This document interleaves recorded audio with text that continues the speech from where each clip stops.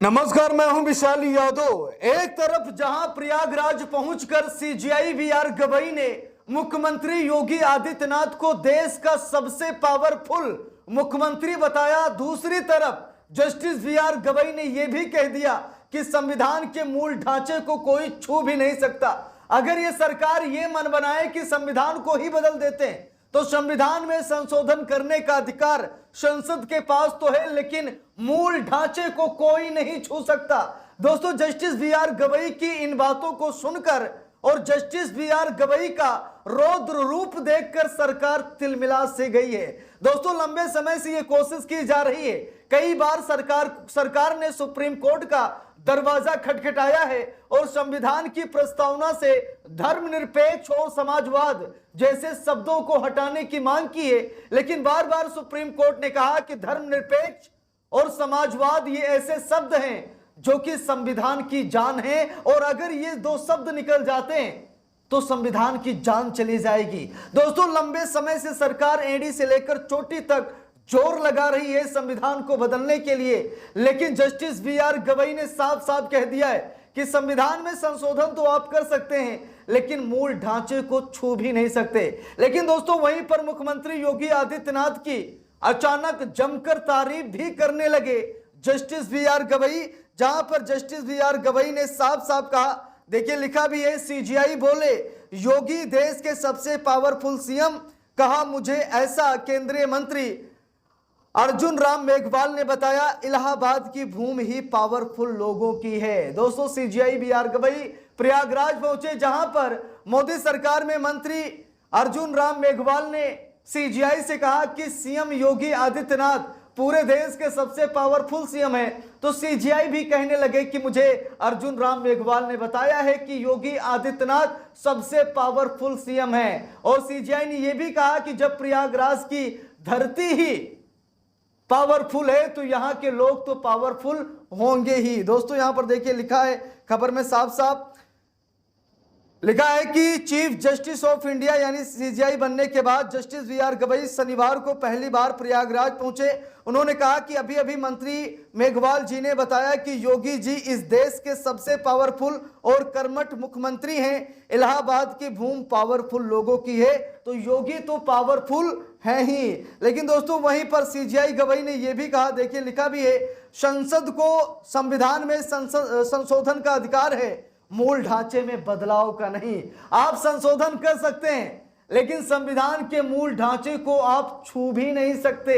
यहां पर CGI VR Gavai ने यह बताने की कोशिश की है कि अगर आप ये मन बना रहे हैं कि संविधान को ही बदल दिया जाए, क्योंकि वक्फ संशोधन कानून पर और कई कानूनों पर सरकार फंसती हुई नजर आ रही है, सुप्रीम कोर्ट में सरकार धराशायी हो रही है, तो इसीलिए शायद ये मन बनाया जा रहा है कि संविधान को ही बदल दिया जाए। इसी मामले को लेकर सीजीआई वीआर गवई ने कहा कि संसद को संविधान में संशोधन का तो अधिकार है लेकिन मूल ढांचे में बदलाव नहीं किया जा सकता। देखिए लिखा है, भारत के मुख्य न्यायाधीश सीजीआई वीआर गवई ने शनिवार को कहा कि जब भी देश ने संकट का सामना किया तो वो एकजुट और मजबूत रहा है और इसका श्रेय संविधान को दिया जाना चाहिए।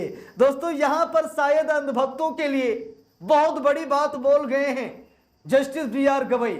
हम सभी को पता है कि देश जब भी कोई महारत हासिल करता है तो सरकार पूरा श्रेय लेती है, संविधान को तो भूल ही जाती है। अभी आप सभी को पता है कि पाकिस्तान में क्या हुआ, आतंकियों के साथ हमारी सेना ने कैसा बर्ताव किया, लेकिन ये सारा का सारा श्रेय साहब को दिया जा रहा है। लेकिन जस्टिस वीआर गवई ने ये सारा श्रेय संविधान को दे दिया है, जिसकी वजह से सरकार को मिर्ची भी लगी है।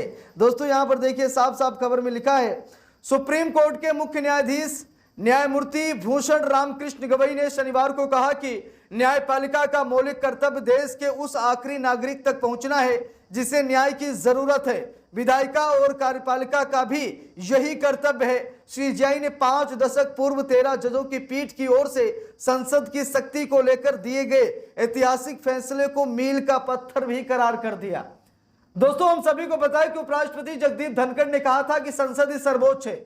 इस बयान का कटाक्ष किया था वीआर गवई ने, और वीआर गवई ने कहा कि संसद नहीं, न्यायपालिका नहीं और कार्यपालिका नहीं, बल्कि अगर सर्वोच्च कुछ है तो वो संविधान है, सुप्रीम है तो सुप्रीम कोर्ट है, सर्वोच्च है तो संविधान है, इसके अलावा कुछ नहीं, क्योंकि संविधान के दायरे में ही सभी को काम करना पड़ता है।